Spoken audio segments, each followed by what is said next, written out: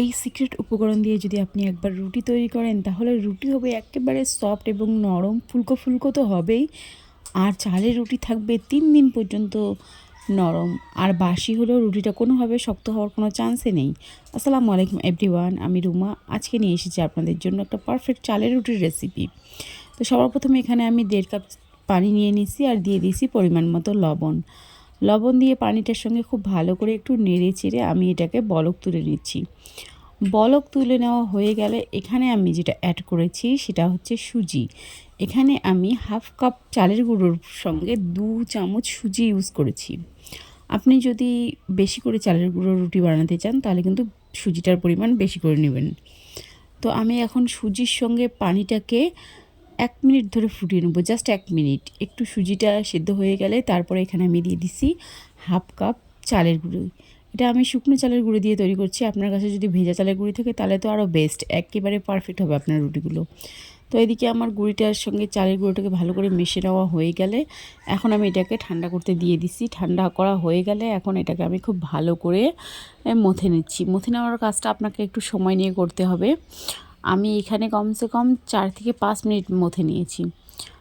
তো আপনি চালের রুটি তৈরি করেন বা গমের রুটি, আপনাকে কিন্তু মেখে নেওয়াটাই বা মথে নেওয়াটাই হচ্ছে মাস্ট। যদি এটা আপনি খুব ভালো করে মথে নিতে পারেন তো প্রত্যেকটা রুটি কিন্তু একেবারে বলের মতো ফুলবে, আমি গ্যারান্টি দিয়ে বলছি।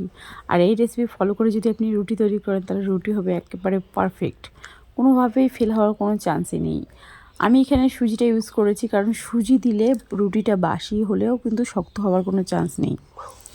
তো এদিকে আমি সময় নিয়ে এই চালের গুঁড়ির সঙ্গে চালের গুঁড়ির যে ডোটা সেটাকে মেখে নিয়েছি। মেখে নেওয়া হয়ে গেলে এখন আমি এটাকে বেলে নেব। তো আবারও একটু খুব ভালো করে গ্রানাইটের উপর আমি এটাকে মেখে নিচ্ছি। মেখে নেওয়ার কাজটা আগেই বলেছি যে একটু ধৈর্য সহকারে করবেন।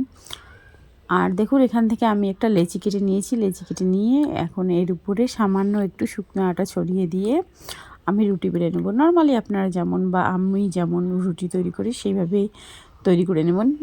তো আমি এদিকে রুটিগুলোকে বেলে নিয়েছি। একে একে সবগুলো রুটিকে আমি বেলে নিয়েছি। আমার এই 1/2 কাপ ময়দা থেকে 10টা রুটি হয়েছে।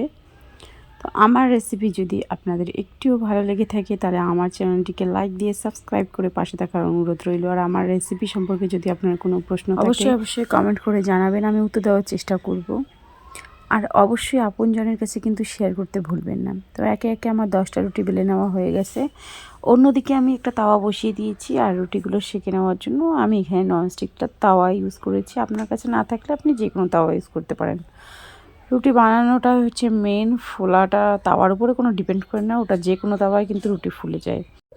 তো আমার রুটিগুলো একেবারে পারফেক্ট হয়েছে আর বলের মতো ফুলেছে। প্রত্যেকটা রুটি জাস্ট একেবারে এরকম টইটম্বর হয়ে গেছে ফুলে। দেখুন রুটিটা এতটা ফুলেছে যে উঠানোও যাচ্ছে না। তো একে একে আমি এদিকে সবগুলো রুটি বানিয়ে নিচ্ছি দেখুন। আর সবগুলো রুটি ভাজার রেসিপি আপনাকে দেখাতে গেলে তখন আবার কিন্তু ভিডিওটা অনেকটা লম্বা হয়ে যাবে। তো দেখুন রুটিগুলো এক একটা জাস্ট বলের মতো হয়েছে। আমি সুজি দিয়ে বানিয়েছি তার জন্য কিন্তু রুটিগুলো আমার পরের দিন পর্যন্ত নরম এবং তুলতুলে ছিল।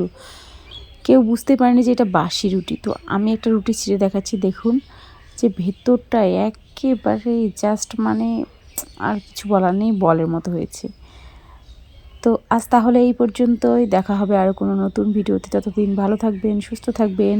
আল্লাহ হাফেজ।